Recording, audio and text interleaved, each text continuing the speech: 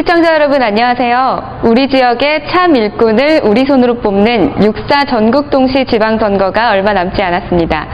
저희 ABC IPTV에서는 이번 선거에 출사표를 던진 후보자들을 만나 이야기를 들어보고 시민 여러분의 올바른 선택을 돕기 위한 시간을 마련했습니다.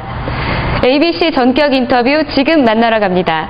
오늘은 천안시의 발전을 위해 직접 발로 뛰며 시민들과 함께 가장 살기 좋은 도시 천안을 만들기 위해 노력하시는 무소속 박성호 천안시장 후보 모시고 이야기 나눠보겠습니다.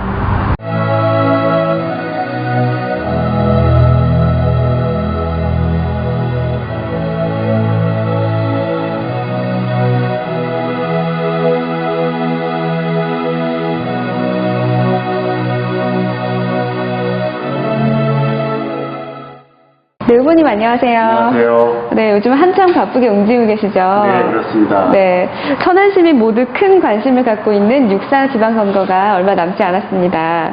네, 후보님께서는 이번 선거에 천안시장에 출사표를 던지셨는데 혹시 어떤 동기로 출마를 결심하게 되셨는지요? 네, 존경하는 천안 시민 여러분, 모든 현장은 답을 가지고 있습니다. 제가 시민운동을 하면서 깨달은 것은 시민과 현장은 이미 답을 가지고 있으며 스스로 문제를 해결해 나가는 지혜를 지니고 있다는 것이었습니다. 그러나 안타깝게도 행정에서의 시민 참여는 여전히 형식적이며 시민에게 묻기 전에 이미 정답과 결론을 가지고 있었습니다. 저는 20년 전 천안 YMCA를 창립하면서 천안 시민이 되었습니다. 시민운동을 하면서 만났던 많은 시민들과 문제의 현장 속에서 나눴던 경험을 이제 시정을 통해 보다 구체적으로 실현해 나가고자 합니다. 천안은 그동안 외형적으로 크게 성장하였습니다. 60만 천안 시민의 통합과 조정, 그리고 살고 싶은 도시를 위한 새로운 비전과 철학은 시정의 가장 중요한 과제입니다. 시민 여러분들과 함께 그 비전과 희망을 설계하고 실현해 나가고 싶습니다. 이것이 천안에 아무 연고가 없었던 제가 20년 동안 지역에 뿌리 내리고 활동할 수 있게 해주신 시민들에게 진 빚을 갚는 길이라 생각되어 시장 출마를 결심하게 되었습니다.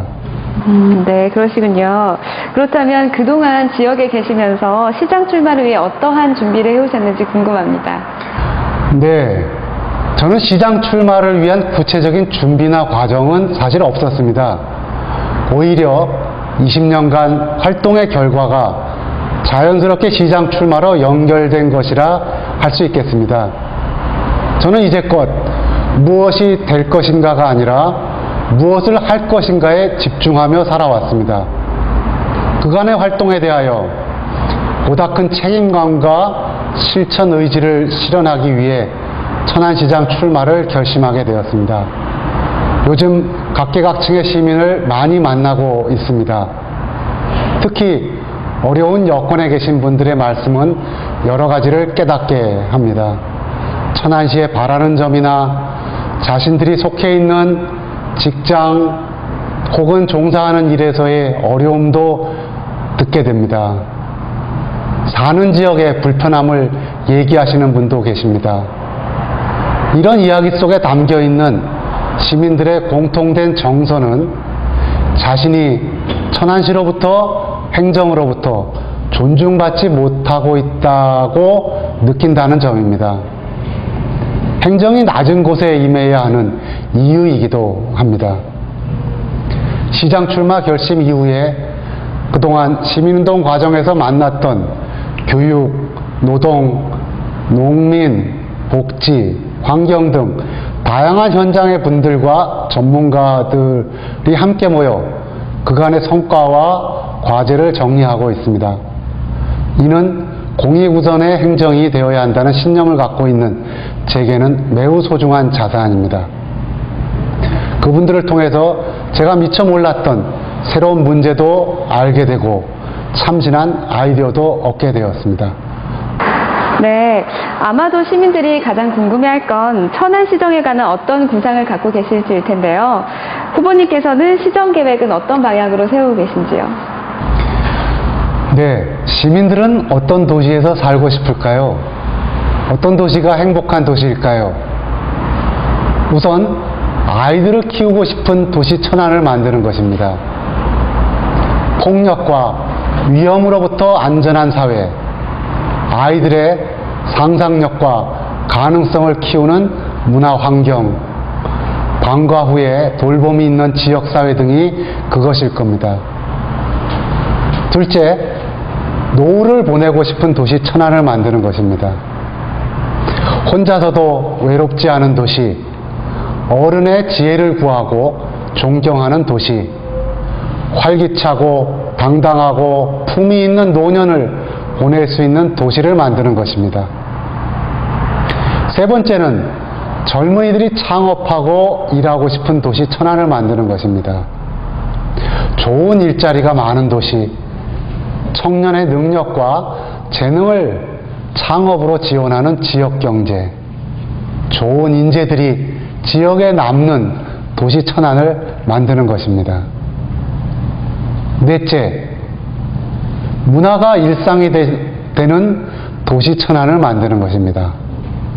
서울을 가지 않더라도 누릴 수 있는 풍요로운 문화 생활, 걷고 싶은 거리, 가고 싶은 곳이 많은 도시, 아름드리 나무를 만날 수 있는 공원이 있는 도시를 만드는 것입니다. 마지막으로는 천안에 살고 있는 시민 모두가 나이가 많던 적던, 도심에서 살던 농촌에서 살던, 돈이 많던 적던, 장애의 유무와 관계없이 존엄을 유지하며 살 수 있는 도시를 만드는 것입니다. 네, 잘 들었습니다. 그렇다면 후보님께서는 이제 천안시의 행정에서 개선이나 보완이 필요하다고 생각되는 부분이 있으신지, 아울러 함께 출마하는 타 후보와의 경쟁력된 이제 차별화된 부분이 있으신지 궁금합니다. 네. 지역사회가 다원화될수록 행정이 할 일은 많아집니다. 그렇지만 재정부채를 계속 확대하며 사업을 진행할 수는 없을 것입니다. 따라서 재정의 효율적 운영을 통해 좋은 인프라와 서비스를 제공해야 할 것입니다. 이를 위해 기존의 투입 중심에서 성과 중심으로 재정 지출을 변화시켜야 할 것입니다. 또한 지출에 대한 평가와 관리를 엄격히 해야 하고 공공 서비스 부문과 협력할 지역사회 민간 영역들을 다양하게 확보해야 할 것입니다. 이렇게 다양한 민간 영역의 협력을 얻기 위해서는 행정이 지금보다 훨씬 더 청렴하고 투명해져 시민들의 신뢰를 전폭적으로 받아야 할 것입니다. 제가 천안시장에 출마하겠다고 말씀드렸을 때 들었던 우려로 제가 천안 출신이 아니라는 점이었습니다. 저는 오히려 제가 천안 출신이 아니라는 점이 학연이나 지연, 어느 개개인이나 이익집단과 이해로부터 자유롭다는 뜻이기도 합니다. 20년을 천안에 살면서 한결같이 지역의 발전과 변화를 모색하며 살아왔습니다. 제가 시민운동을 지속할 수 있었던 원천은 천안 시민들의 지지와 참여였음을 제가 잘 알고 있습니다. 때문에 저는 공익을 우선으로 하는 시정을 펼치기에 가장 적합한 사람입니다. 이제 천안은 지난 기간 이루어온 외형적 성장을 내실화하기 위해서 새로운 틀을 만들어야 할 중요한 시기입니다. 새로운 틀의 근간은 시민 참여 행정을 통해 이루어지리라 생각합니다. 참여의 가치를 누구보다도 잘 알고 시민과 함께 의견을 나누고 이견을 조정해오고 의사를 결정하는 과정을 수없이 훈련해 왔습니다. 이것이 크게 쓰일 것이라고 저는 확신합니다. 저를 가까이서 겪은 사람들은 저더러 외유내강의 전형이라고 합니다. 선거에도 점잖게 임할지 모르겠습니다. 그러나 저의 가장 큰 장점인 목표를 향한 끈기와 치열함을 확인하실 수 있을 것입니다. 네, 후보님께서 방금 이제 천안 출신이 아니라고 하셨는데 후보님의 이제 학창 시절이 어떠셨는지 궁금하거든요. 네, 저는 중고등학교 시절 꿈이 교사였습니다. 아이들을 좋아했고요. 저의 정신적 멘토는 고 함석헌 선생님이었습니다. 중3 때부터 그분의 강연을 들으러 정동 젠센기념관을 오갔습니다. 선생님께서 발행하신 CR의 소리라고 하는 잡지는 제게 광야에서 들리는 외침과 같았습니다. 전태일 열사의 죽음이나 동일방직 노조원에 대한 사측과 공권력의 오물투척 사건은 충격 그 자체였습니다. 정치, 사회적 부조리를 알게 될 때마다 저의 고민은 깊어갔습니다. 비록 어리고 단순한 생각이었겠지만 그 진지함과 진실한 마음은 지금의 저를 있게 한 모퉁이 돌이라고 생각을 합니다. 중고등학교 때의 고민은 대학 들어와서 자연스럽게 학생운동으로 이어졌습니다. 야학이나 도시비민지역에서의 봉사활동은 사고의 지평을 넓히고 깊이를 더하게 하는 기회가 되었습니다. 끔찍하리만치 폭력적이고 암울했던 유신시대와 짧은 순간의 서울의 봄, 5.18 광주민주항쟁, 이어지는 전두환 군사정권이 대학 시절을 관통하였습니다. 민주화의 열망은 단순한 소망이 아니었습니다. 당시 대학생들에게는 몸의 일부처럼 되어버렸습니다. 반드시 이루어야 한다는 시대적 사명감이었죠.